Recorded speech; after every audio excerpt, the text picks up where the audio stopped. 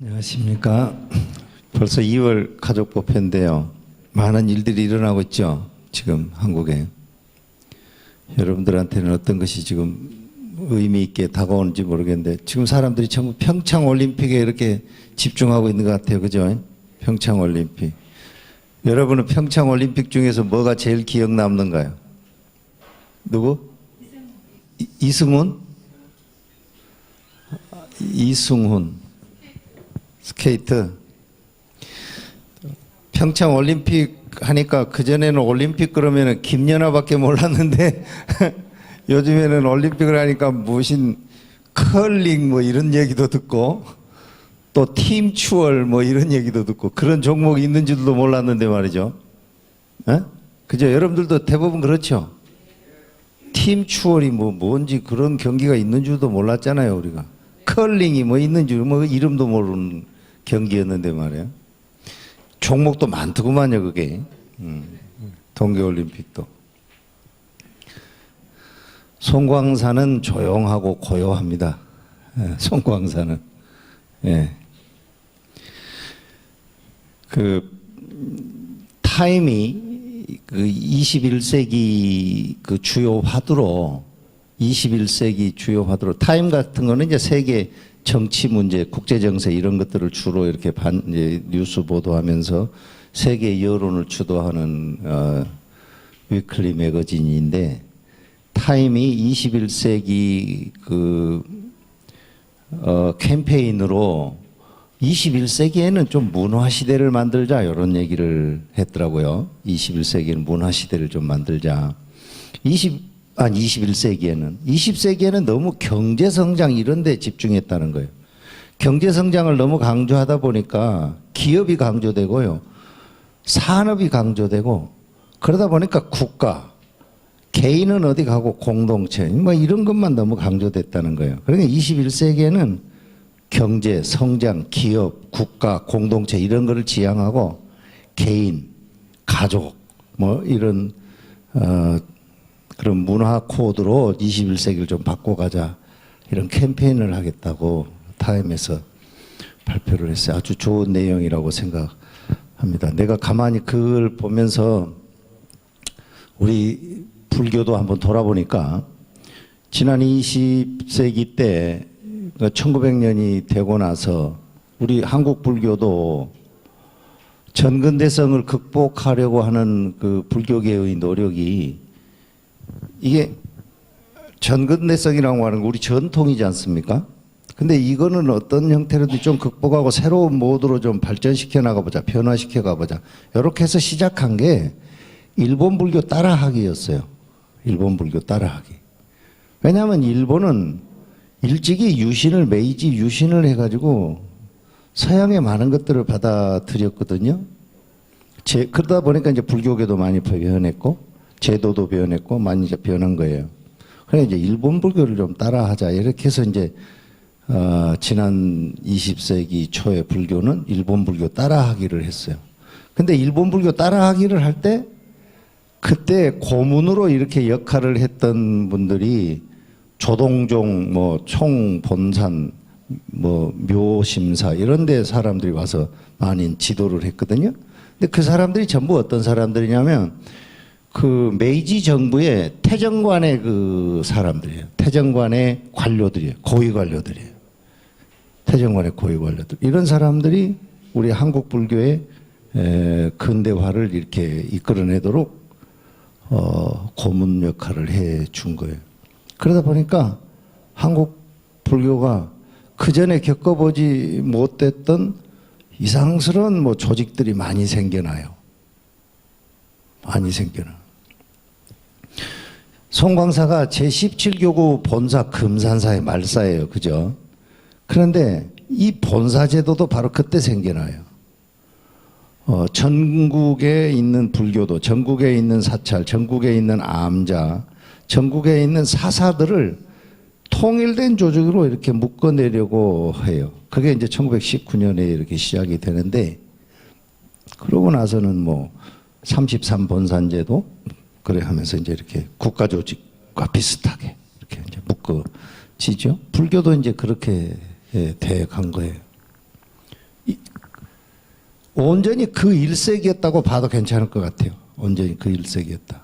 간간히 수덕사 만공심이나 이런 분들이 거기에 조금 그 반하는 그거와는 좀 내용이 다른, 이렇게 가다 보면 우리 조선불교 전통의 뭐 어떤 것들은 다 잃어버리고 마는 거 아니야? 이러면서 1930년대에 만공심 이런 분들이 금강산 마하연에서 야 이거 이러다 보면 우리 조선불교는 다 잊어버리겠다. 우리 것 좀 지키면서 좀 어떻게 살아보자. 그래서 금강산 마하연에서 시작했던 동국 제1선원의 선원운동 뭐 이런 것들이 시작되고 그랬는데, 그거는 전체를 바꾸는 데는 뭐 힘이 없죠. 영향을 별로 주지 못하는 그런 수준이었죠. 대부분은 그 일본의 태정관 고위 관료들의 그 지도를 받아서 종단을 이렇게 근대화하고 막 이러려고 하는 그런 거였죠. 해방 이후에도 마찬가지예요. 해방 이후에도. 일본 불교 그런 걸 좀 극복해보자 해서 외색 불교를 청산하고자 뭐 했지만, 외색 불교를 청산하고자 하면서 똑같이 만들어낸 그 이름만 뭐 다르지, 외색 불교가 추구했던 그런 기구, 제도, 내용, 조직 이런 것들 그대로 다 본따 가지고 지금 대한불교 조계종 총무원이라고 하는 그런 조직이 생겨났거든요. 지난 세기는 가만 보면 되게 돌아보니까 지난 20세기는 이게 타임이 지적한, 이제 우리 좀 국가주의나 산업이나 경제나 성장이나 전체 뭐 이런 전체주의 이런 것에서 벗어나서 작은 다양한 것들이 아름다운 문화 모드로 좀 바꿔가보자 이렇게 얘기했던 것과 똑같이 맥을 하는 거예요.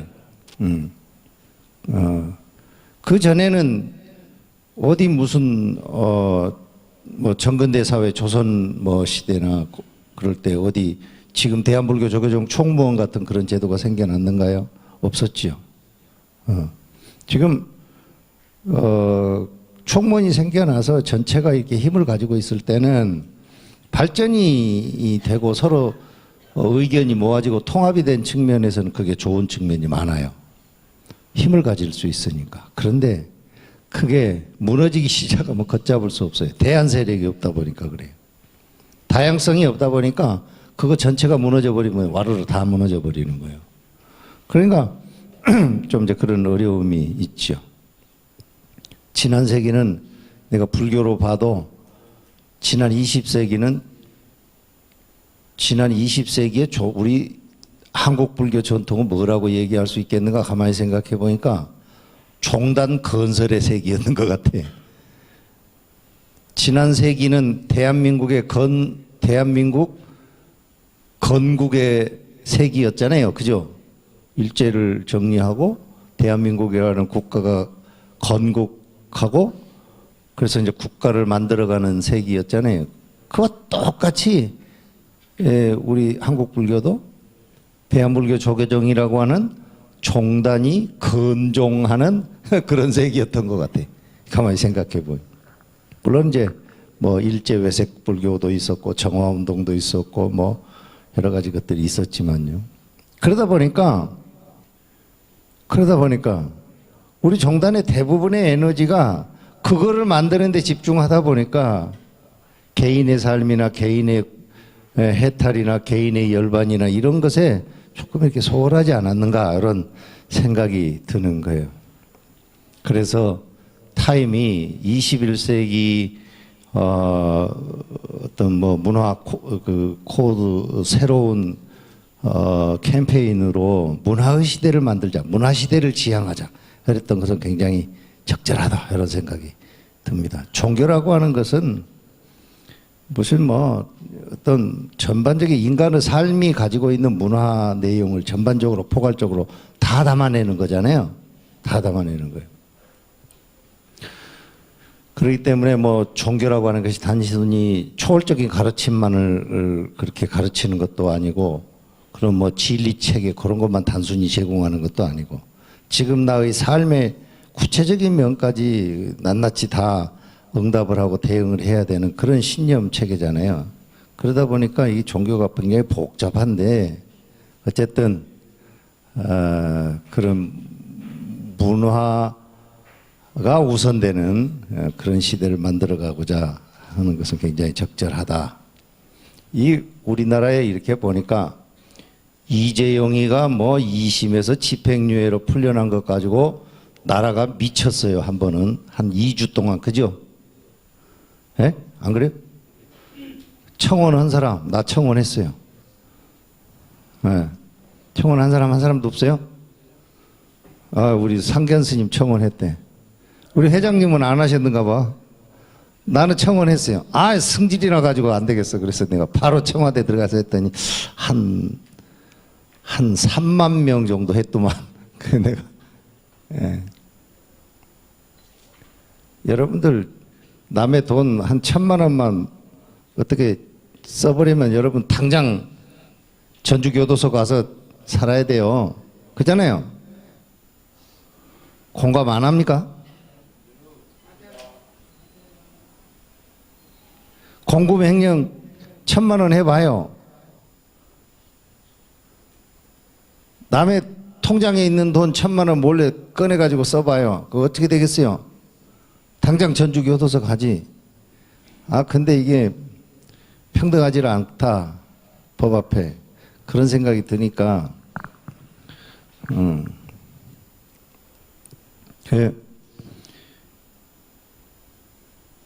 지난 며칠간 이렇게 살아오면서, 아, 내가 그래도 이게 중이 말이야. 너무 이게 사회에서 일어나고 있는 문제에 대해서 너무 내가 이렇게 발빠르게 이렇게 지금 반응하는 거 아닌가 하는 생각도 좀 들기는 들더만, 그런데 뭐 내 양심이 그렇게 하지 않으면 내가 불편하니까 그렇게 했어요. 그렇게.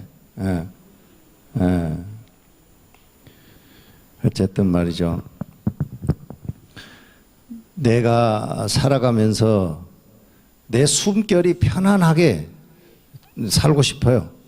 그러다 보니까 이제 그리 사는 거죠. 근데 그런 것들이 내 삶을 형성하는 나의 어떤 그 문화적 토대인 것 같아요. 그런 것들이. 좀 편안하게, 내 숨결이 편안하게. 내 숨결이 편안하면 나만 편안해서 안 되지 않습니까? 나만 편안하다고 해서 내 숨결이 편안해질 수가 없어요. 내 정신이 편안해질 수가 없어요. 나하고 같이 생활하는 내 주변의 모든 많은 것들이 같이 함께 편안해져야 내 숨결이 편안해지죠. 내가 지향하는 바가 그래야 고른 숨결 속에서 평온해요. 그래서 타임에서 정한 21세기는 문화가 중시되는 그런 시간을 만들어 보자, 이렇게 캠페인 했던 것에 대해서 마음이 아주 확 쏠립니다. 확 쏠려. 지난번에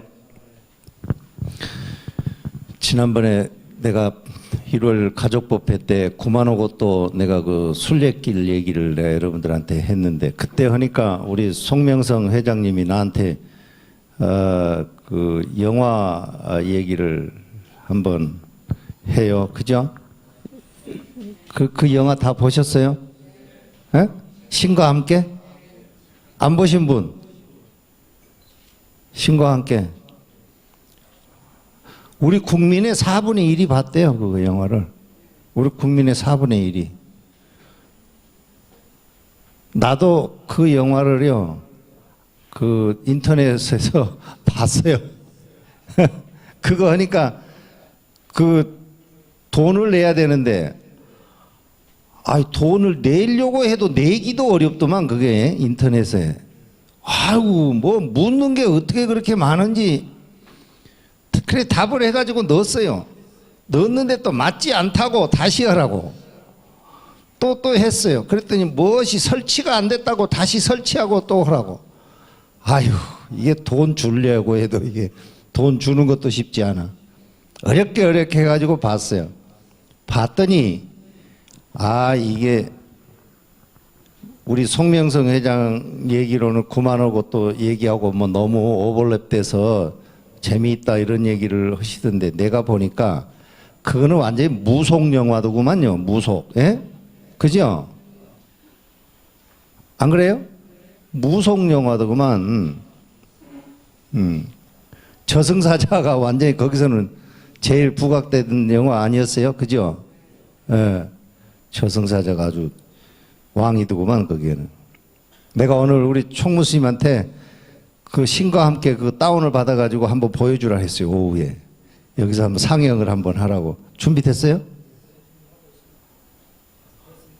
네, 준비됐대요. 점심 먹고 여기서 그 신과 함께 상영할 거예요. 그러니까 안 보신 분들 보세요. 예? 다운 받아놨으니까 여기 우리 사운당 지어놓고 이런 시설 해놓고 말이지 그런 것도 보고 그러면 재밌잖아. 예. 했으니까 한번 보세요. 아주 괜찮아요. 근데 그거 보니까 말이죠. 우리 절에 많은 사람들이 오는 분들은 이 일요법회 온 사람들 말고 말이죠. 그런 사람들은 좀 반성을 좀 많이 해야 돼요. 우리 절에 오는 사람은 전부 제사 지내러 와요. 나 참 속 터질 일이지. 불교가 제사만 지내는 것은 아니잖아요. 아? 불교가 제사만 지내는 게 불교요. 다 제사만 지내러 오는 거예요. 제사 지낼 일이 아니면 절에 오지를 않아. 그러면 내가 뭐 저승사자한테 빽 쓰는 사람인가? 예? 내가 저승사자한테 빽 쓰는 사람이야? 우리 절에 사람들이 와서 이렇게 절을 운영해 가는데 대부분의 그 경제적 바탕이 제사 지내고 이런 데서 이루어져요. 이것을 어떻게든지 좀 극복해보고 싶은 생각이 정말 가슴속에 많아요. 그리고 내가 할 수 있는 일 가운데 제사 지내는 것 말고 다른 거 할 수 있는 게 나는 참 많다고 생각해요. 그것보다는 다른 데 내가 더 관심이 많고 그래요. 그런데 우리 절에 오는 사람들은 내가 제사 지내는 그것만 내 기능인 것으로 생각한단 말이에요. 그래 이제 제사를 안 지내버릴까 싶어. 다 다남사로 가라고 그냥 해버리고 제사를 안 지내버릴까 싶어. 예? 또 우리 절에 오는 사람들은 다 내가 법당에 가서 기도해 주기를 바라는 마음으로 와요. 기도. 내가 우리 신도님들의 평온한 뭐 삶을 위해서 얼마든지 내가 기도할 수 있어요. 그런데 그것은 일부여야 되잖아요. 그게 송광사가 할 수 있는 많은 기능 가운데서 그거는 일부여야 된다고. 근데 다른 우리 신도들은 나한테 여기 온 사람들을 빼놓고 다른 사람들은 다 나한테 그것만 기대해. 그러고 그거를 소홀히 하면은 아 우리 스님이 뭐 욕하고 험담하고 참 복잡합니다. 복잡해. 뭔 얘기하다 그리 갔어요. 신과 함께 얘기하다 그리 가버리는가? 신과 함께 그거 이따가 점심 먹고 상견 스님 옆에 사람하고 이 얘기 해봐야 그 얘기 소리가 전달되지 않도록 큰 소리로 예? 여기서 한번 상영을 한번 해요. 예? 예, 나도 한번 또 볼라니까 그렇게 하시고 그 문화 시대를 만들어가자라고 하는 것은 굉장히 좋은 캠페인이라고 생각되는 점은 또 이런 점에서도 그래요. 다양성을 인정해 줘야 돼요. 다양성. 문화라고 하는 것은 각기 개인의 차별을 개인이 다르다고 하는 것을 인정해 주는 그런 것을 바탕으로 해서 출발을 하는 거예요. 내가 평창올림픽도 얘기가 나왔는데 평창올림픽 이번에 보니까요. 기독교인들이 이슬람 이동 예배소 이슬람인들은 하루에 6번 기도를 해야 되잖아요. 어? 그런데 기도할 데가 없는 거예요. 그러니까 경기장 어디 중간중간에다가 이동 예배소를 만들어 놓으려고 이제 그 조직위에서 했던가 봐. 그러니까는 또 기독교인들이 그거 하면 안 된다고 또 막 반대를 해가지고. 응? 그래 이제 조직위가 된통 혼이 났어요. 기독교인들한테. 그 이슬람 이동 예배소 설치 때문에. 된통 혼이 났어.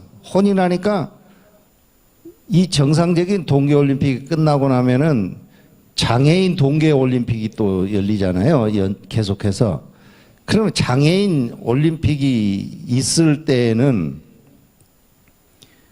그때 그거 열릴 때는 기독교인들을 위한 무슨 그것도 해주자. 그래서 이제 그걸 또 하는 거예요. 그러니까 이제 또 월정사에서 또 반대를 하는 거예요. 예? 아, 이게 뭐 세상이 좋자고 하는 일에 모든 사람한테 전부 좋게 영향이 미칠 수 있는 방식이 없지 않습니까? 그게. 예? 왜 그런가? 세상은 제로섬이기 때문에 그래요. 그래 이제 이번에는 이제 또 불교가 반대하는 거예요. 불교가.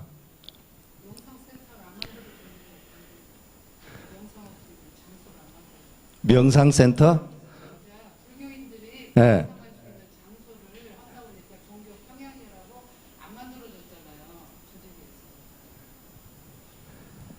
아니 그러니까 인간이라고 굉장히 다양한 건데 그 사람들을 모든 요구를 다 담아낼 수 있는 것을 어떻게 하겠냐고. 적당한 선에서 아, 저 사람들이 애쓴다 이렇게 봐주면 되지.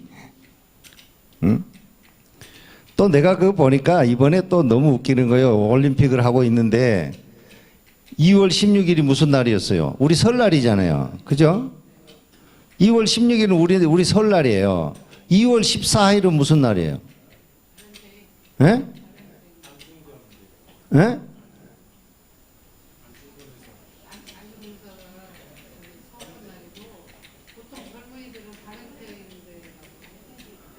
아이, 안중근 의사가 뭐 서거한 날 그런 거 말고 2월 14일은 지금 평창에 일어나는 일이라 2월 16일이 우리 설날이에요. 근데 2월 14일은 그 기독교인들한테 사순절이 시작되는 시작하는 날이에요. 사순절이 시작하는 2월 14일이. 그러니까 이제 평창 올림픽에 온 기독교인들이나 이런 사람들은 사순절이 시작하는 그 희생제 이렇게 기독교인들 이렇게 죄를 이마에다 이렇게 바르고 이마에다 이렇게 죄를 바르고서 제단에 가서 회개하고 참회하고 봉사하겠다고 다짐하는 그 사순절 시작하는 날이란 말이에요. 2월 14일이. 그런데 기독교인들이 사순절 시작하는 그거를 거기서 할 수가 없는 거야. 평창에서. 그러니까 아니 이 말이야. 이게 아무리 올림픽도 좋지만 이게 사순절 시작하는데 종교에서 말이지 그 시작하는 걸 해야 되는데 할 데가 없는 거예요. 그러니까 또 막 난리를 피우는 거지. 준비가 실력인데 준비를 한다고 뭐 애써서 했겠지요. 근데 모든 사람이 요구하는 것에 다 부응하는 준비를 어떻게 해요? 그러면 그거는 극락세계지. 예? 아무튼 복잡해졌어요. 사순절 얘기가 나왔으니 말이지. 이 달력만 해도 그래, 달력. 여러분 지금 우리가 쓰는 달력은 무슨 달력인 줄 아세요? 우리가 쓰는 달력. 우리가 지금 쓰는 달력은 그레고리 달력이에요. 그레고리 달력. 그레고리 13세라는 교황이 임진왜란 정확하게 연대는 잘 모르겠는데 1580년 90년 요쯤 될 때인데 그레고리 13세라는 그 교황이 가만 보니까 이게 달력이 너무 엉터리가 돼버린 거예요. 그 전에는 율리우스력이라고 그 케자르 시저가 이집트를 가서 치고 나서 이집트를 정복하고 뭐 BC 뭐 한 50년 40년 요때쯤에 이집트력을 바탕으로 해서 달력을 만든 거예요. 그게 이제 율리우스력인데 그걸로 이제 사람들이 샀죠. 살면서 이케아 종교회의가 한 300년 된데 내가 이게 자꾸 왜 이런 얘기를 하는지 모르겠는데 하다 보면 또 얘기가 정리될 거예요. 근데 가다 보니까 이케아 종교회의 때 가만히 이렇게 보니까 기독교에서는 가장 중요한 날이 부활절이에요. 부활절. 예수 탄생절이 아니고 부활절이 가장 중요해요. 부활절, 예수가 이게 언제 태어났는지 죽었는지를 모르는데 부활절을 정해야 돼.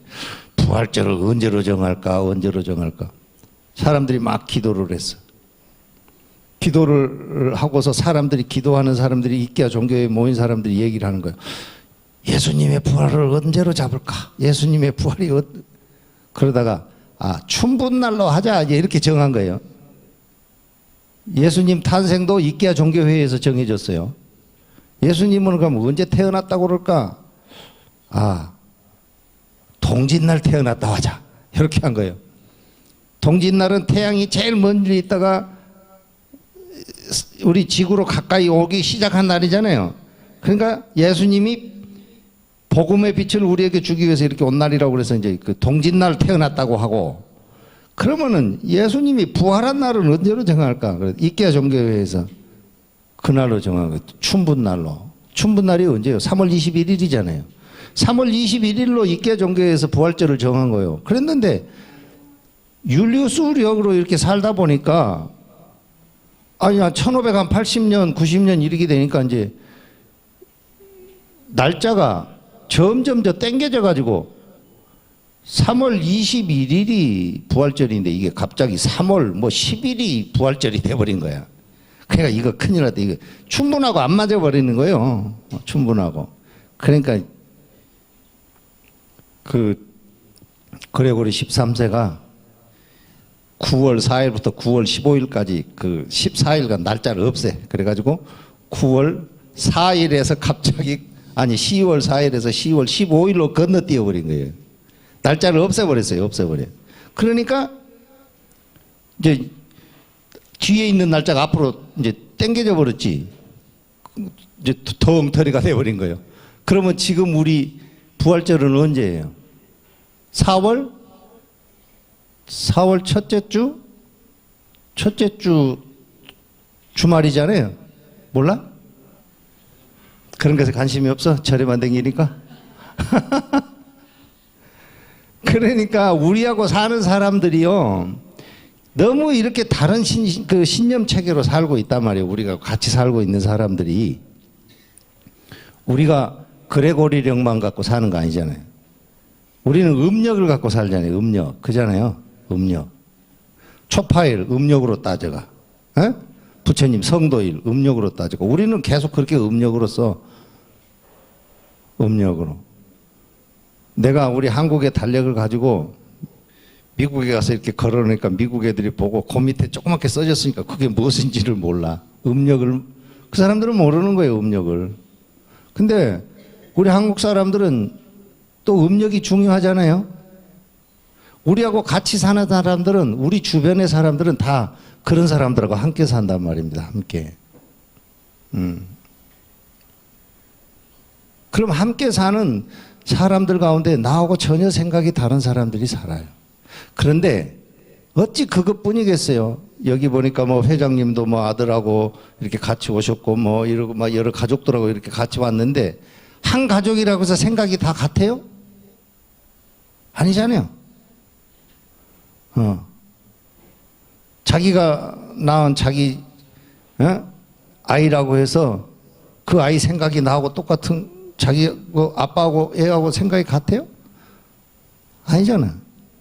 온전히 생각이 다르고 온전히 삶의 방식이 다르고 추구하는 바가 다르고 모든 것이 다 다른 사람들끼리 우리는 같이 살고 있다고.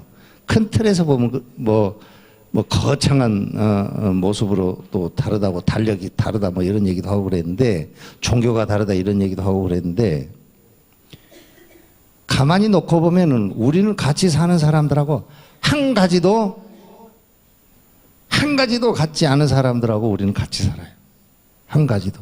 우리가 지금 같이 여기 지금 이렇게 모여 있지만 모여 있는 우리들하고도 한 가지도 같지 않아요. 한 가지도. 내가 이번에 그 설에 나한테 왔다 간 사람들한테 내가 이 책을 하나씩 줬어요. 여러분들이 이 책을 지금 얼마나 봤는지 모르겠는데 나는 이 책을 오늘 아침에도 한 2꼭지 읽어봤는데 내용이 너무 좋아요. 생각할 게 너무 많고 좋아. 살면서. 예. 오늘 아침에 있는 내용 그 가운데 이런 것이 있어요. 먹는 것에 대한 얘기가 나왔어요. 간디가 불복종 운동을 하다가 감옥에 가가지고 자기하고 뜻을 같이 하는 친구들에게 글을 쓴 것 중에 입맛을 통제하고 살자 그런 얘기로 글을 보낸 편지글에 이런 얘기가 있어요. 음식을 먹을 때 입맛에 따라서 추구하면서 이래서 먹고 살지 말자. 가능하면은 몸을 유지하는 바탕이 될 정도, 그런 정도만 먹고 살자. 그런 얘기를 해놨어. 근데 거기다가 이현주 씨가 뭐라고 사족을 붙여놨는데 뭐라고 붙여놨냐면 정글에서 뛰어나온 호랑이하고 사자가 비만인 호랑이 사자를 봤습니까? 이래 써놨어. 여러분 봤어요? 봤어 안 봤어? 대차나 못 본 것 같아. 에? 그러면은 호랑이 사자는 입맛을 추구하고 살지 않고 입맛에 따라서 맛있는 거를 쫓아다니지 않고 자기가 필요한 생명을 유지할 정도의 뭐를 얻는 데에 만족하면서 이렇게 살아간 거 아니에요? 그러다 보니까 사막에서 뛰어노는 그런 사막이라는데 정글에서 사는 이런 생명들한테는 비만이 없다는 거예요. 근데 사람들은 어떤가? 사람들한테는 비만도 있고 뭐 비만으로 인해서 생겨난 질병도 온갖 질병이 다 있고 말이지. 복잡한 거예요.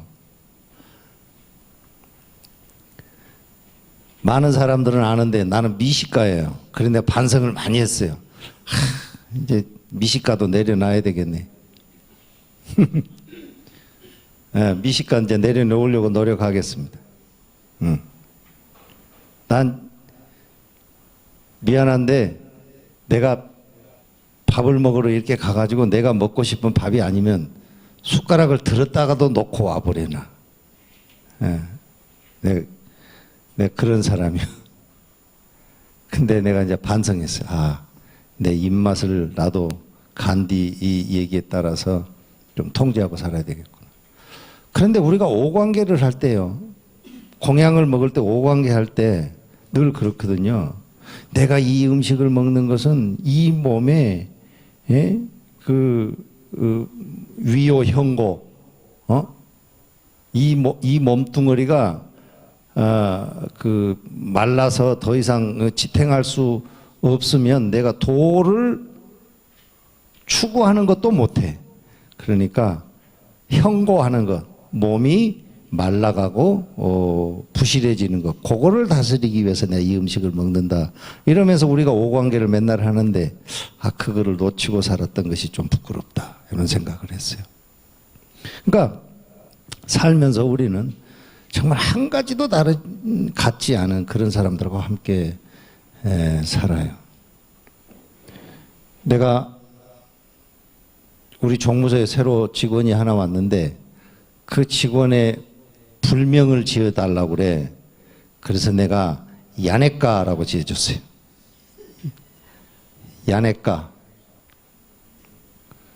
뭔 말인지 모르겠죠? 야네까라고 지어줬어요. 야네까. 지어달라고, 이 불명을 하나 지어달라고 그래서 생각을 많이 했어요. 뭐라고 지어줄까? 저 보살이 종무소에 와서 일을 한 걸로 봐서는 불교하고 인연이 필시 깊은데 뭐라고 이름을 지어줄까 생각을 많이 했어. 그러다가 야네까라고 지었어. 야네까라고 하는 말은 얀이라고 하는 말하고 액가라는 말이 합쳐진 말이에요. 얀이라고 하는 말은 우리가 의도해서 발생하지 않은, 자연스럽게 발생하는 것을 얀 그래요. 얀. 산스크리트하고 라틴어는 본래 그 어근이 동일한 것이 많아요. 그런데 얀이라고 하는 말은 영어 스펠링으로 JAN이에요. JAN. 얀.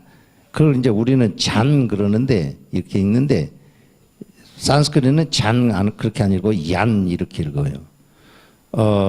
뭐 스페인어 같으면은 뭐 한 이렇게 읽었겠죠. 스페인어 같으면 조금 이제 발음 방식이 좀 다른데 이 그 얀이라고 하는 것은 내가 의도해서 이렇게 생겨나지 않고 스스로 자연 발생으로 일어나는 거예요. 여러분들도 그 얀이라고 하는 것을 어떤 측면으로 이해하시면 되냐면 아침에 일어났어요. 그러면 일어나서 문을 열고 밖에를 나가면은 내가 잠을 자고 있던 상황하고 문을 열고 나간 상황의 기온이 다르면 특별히 자기가 어떤 의식하지 않아도 좀 춥네 뭐 이런 느낌이 팍 들죠. 네? 그런 것이 얀이에요. 밖에 있다가 방에를 들어오면은 따뜻해요. 그런 느낌이 따뜻하다라고 내가 의식적으로 인정하지 않아도 들어오면은 따뜻한 느낌을 딱 받아. 그렇게 해서 내가 편안해져요. 그런 것이 얀이에요, 얀. 그리고 액가라고 하는 말은 뭔 얘기하다가 별 얘기 다 하는데 액가라고 하는 말은 무슨 말이냐면 액가라고 하는 말은 다른 것과 구별되지 않고 그것만인 것 그런 말이에요. 액가라고 하는 말. 예. 그 라틴 말에 액가라고 하는 말이 있고요. 산스크리트도 액가라고 하는 말이 있는데 똑같아 말. 이런 말이. 예. 다른 것과 구별되는 그것만인 것 그런 말이에요. 그런데 다른 것과 구별되는 그것만인 것 그런 말은 불교에서는 그걸 갖다가 뭐라 그러냐면 그걸 갖다가 열반의 세계를 갖다가 액가라고 그러는 거예요. 열반의 세계를. 열반의 세계의 작용이라고 하는 거는 우리가 갖고 있는 고정관념이나 경험의 요소가 배제된 채로 딱 작용이 일어나면 그것은 다 똑같이 작용하게 돼요. 내가 생각하고 있는 것, 내가 경험한 것, 내가 기억하는 것 이런 것들이 서로 다르기 때문에 똑같이 뭐 따뜻한 태양을 이렇게 맞고 있어도 어떤 사람은 더워 그러고 그늘로 들어가고 어떤 사람은 따뜻하고 좋아 이런 사람도 있고 다른 거예요. 왜 그런가?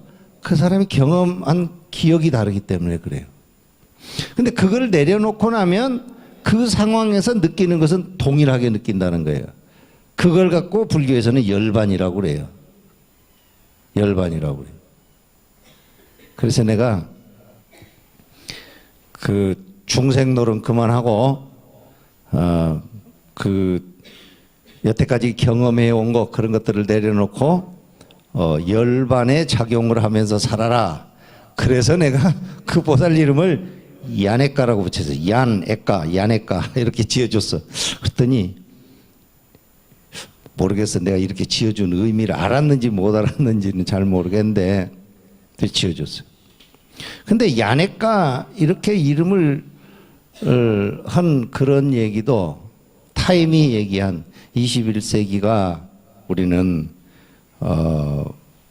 문화가 중시되는 그런 사회로 우리 만들어 가보자 그렇게 했던 것하고 일맥 통한다 이런 생각을 합니다.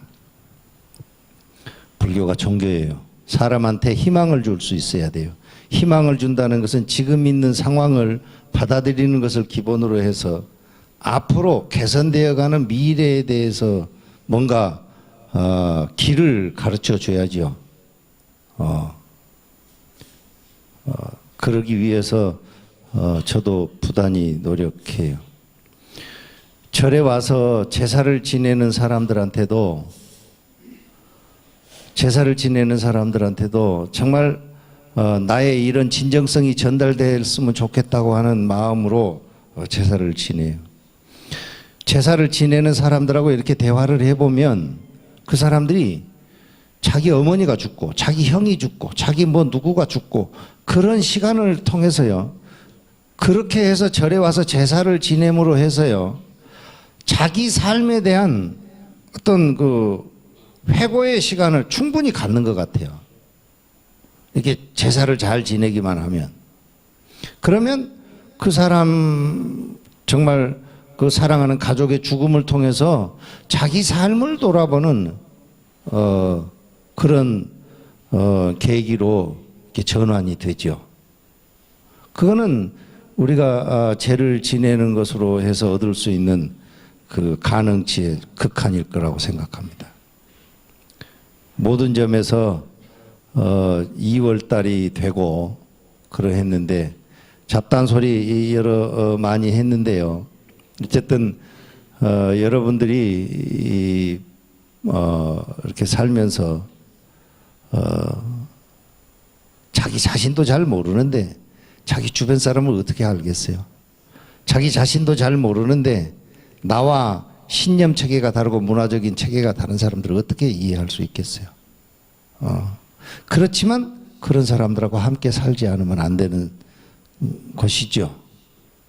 불교가 그런 것에 답을 내놓은 것은 아까 내가 우리 종무석 보살한테 이름 지어주는 것 같이 얀에까 하는 거예요. 얀에까.